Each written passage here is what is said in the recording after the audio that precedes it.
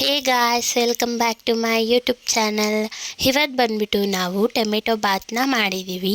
ಇದಂತೂ ತುಂಬಾ ಟೇಸ್ಟಿಯಾಗಿ ಇದೆ. ಇದು ಮಾಡೋದು ಅಷ್ಟೇ ಸುಲಭ. ಈಗ ಹೇಗೆ ಮಾಡೋದು ನೋಡೋಣ ಬನ್ನಿ. ಈಗ ಒಂದು ಮಿಕ್ಸಿ ಜಾರ್ನ ತಗೊಂಡು ಇದಕ್ಕೆ ಮೀಡಿಯಮ್ ಸೈಜಿನ 4 ಈರುಳ್ಳಿನ ಹಾಕ್ಕೊಳ್ಳಿ. ಹಾಗೆ ಮೀಡಿಯಮ್ ಸೈಜ್ 4 ಟೊಮೆಟೊನ ಹಾಕ್ಕೊಳ್ಳಿ. ಹಾಗೆ 1 ಗೆಡ್ಡೆ ಬೆಳ್ಳುಳ್ಳಿನ ಸೇರಿಸ್ಕೊಳ್ಳಿ. ಹಾಗೆ ಚಕ್ಕೆ ಲವಂಗನೂ ಸಹ ಹಾಕ್ಕೊಳ್ಳಿ. ಹಾಗೆ 4 ಬ್ಯಾಡಗಿ ಮೆಣಸಿನ್ಕಾಯಿ, 2 ಒಣ ಮೆಣಸಿನ್ಕಾಯಿ ಸೇರಿಸ್ಕೊಳ್ಳಿ. ಹಾಗೆ ಇದಕ್ಕೆ ಹಸಿ ಕೊಬ್ಬರಿನ 1 ಕಪ್ ಸೇರಿಸ್ಕೊಳ್ಳಿ, ತುರಿದಿರೋದು. ಹಾಗೆ ಇದಕ್ಕೆ 1 ಕಪ್ ವಾಟರನ್ನು ಸೇರಿಸ್ಕೊಂಡು ನುಣ್ಣಗೆ ರುಬ್ಕೊಂಡು ಬನ್ನಿ. ಈಗ ನಾನು 1 ಗ್ಲಾಸ್ ಅಕ್ಕಿನ ತೊಗೊತಿದ್ದೀನಿ.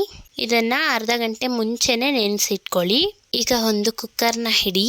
ಈಗ ಇದಕ್ಕೆ 3 ಟೇಬಲ್ ಸ್ಪೂನ್ ಎಣ್ಣೆನ ಹಾಕ್ಕೊಳ್ಳಿ. ಎಣ್ಣೆ ಚೆನ್ನಾಗಿ ಕಾದ ನಂತರ ಇದಕ್ಕೆ ಅರ್ಧ ಟೇಬಲ್ ಸ್ಪೂನ್ ಸಾಸಿವೆನ ಹಾಕ್ಕೊಳ್ಳಿ. ಸಾಸಿವೆ ಚೆನ್ನಾಗಿ ಚಟಪಟ ಅಂದಿದ ನಂತರ ಈಗ ಇದಕ್ಕೆ ಪಲಾವ್ ಸಾಮಾನ ಸೇರಿಸ್ಕೊಳ್ಳೋಣ. ಈಗ ಚೆನ್ನಾಗಿ ಮಿಕ್ಸ್ ಮಾಡಿ ಎಲ್ಲನೂ ಸೀದೋಗ್ದಿರೋ ಹಾಗೆ. ಈಗ ಇದಕ್ಕೆ 3 ಉದ್ದುದ್ದ ಕಟ್ ಮಾಡ್ಕೊಂಡಿರೋ ಅಂತಹ ಈರುಳ್ಳಿನ ಸೇರಿಸ್ಕೊಳ್ಳೋಣ. ಚೆನ್ನಾಗಿ ಫ್ರೈ ಮಾಡ್ಕೊಳ್ಳಿ.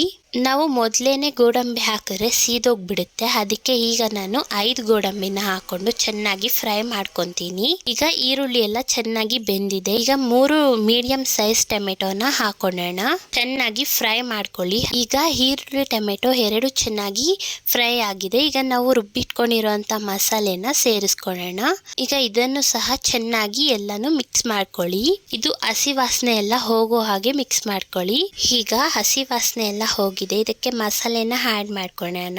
ಇಲ್ಲಿ ಅರ್ಧ ಟೇಬಲ್ ಸ್ಪೂನ್ ಅರಿಶಿಣ, ಹಾಗೆ ಅರ್ಧ table spoon Kashmir chilli powder, ಹಾಗೆ 2 ಟೇಬಲ್ ಸ್ಪೂನ್ ಧನಿಯಾ ಪೌಡರ್, ಹಾಗೆ 2 table spoon sambar powder. Tomato ಅಲ್ಲಿ ನಾವು ಯಾವುದೇ ರೆಸಿಪಿ ಮಾಡಿದ್ರು ಸಾಂಬಾರ್ ಪೌಡರ್ನ ಹಾಕಿದ್ರೆ ತುಂಬಾ ಟೇಸ್ಟ್ ಕೊಡುತ್ತೆ. ಎಲ್ಲವನ್ನ ಚೆನ್ನಾಗಿ ಮಿಕ್ಸ್ ಮಾಡ್ಕೊಳ್ಳೋಣ. ಈಗ ಇದು ಸಹ ಚೆನ್ನಾಗಿ ಹಸಿ ವಾಸನೆ ಎಲ್ಲ ಹೋಗಿದೆ. ಆಗಲೇ ನಾವು 1 ಗ್ಲಾಸ್ ಅಕ್ಕಿ ತಗೊಂಡಿದ್ವಲ್ಲ, ಅದೇ ಗ್ಲಾಸಲ್ಲಿ ಈಗ 2 ಗ್ಲಾಸ್ ವಾಟರನ್ನು ಹಾಕೊಬೇಕು. ಮತ್ತೊಂದು ಗ್ಲಾಸ್ ನಾನು ನೀರನ್ನು ಹಾಕೊತಿದ್ದೀನಿ.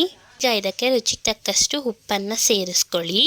ಈಗ ಒಂದ್ಸಲಿ ಎಲ್ಲವನ್ನು ಚೆನ್ನಾಗಿ ಮಿಕ್ಸ್ ಮಾಡಿ. ಈಗ ನೀರು ಚೆನ್ನಾಗಿ ಕಾದಿದೆ. ಈಗ ನಾವು ಅರ್ಧ ಗಂಟೆ ಮುಂಚೆನೇ ನೆನೆಸಿರುವ ಅಕ್ಕಿಯನ್ನು ಸೇರಿಸ್ಕೊಳ್ಳೋಣ. ಈಗ ಮುಂಚೆನೇ ನಾನು ಅರ್ಧ ಗಂಟೆ ನೆನೆಸಿರುವ ಅಕ್ಕಿಯನ್ನೆಲ್ಲ ಸೇರಿಸ್ಕೊತಿದ್ದೀನಿ.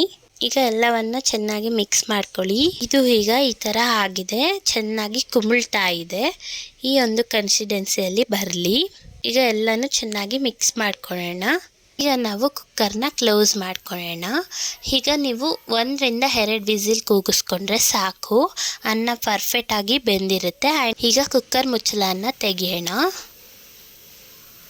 ನೋಡಿ ಎಷ್ಟು ಚೆನ್ನಾಗಿ ಆಗಿದೆ ಅಂತ.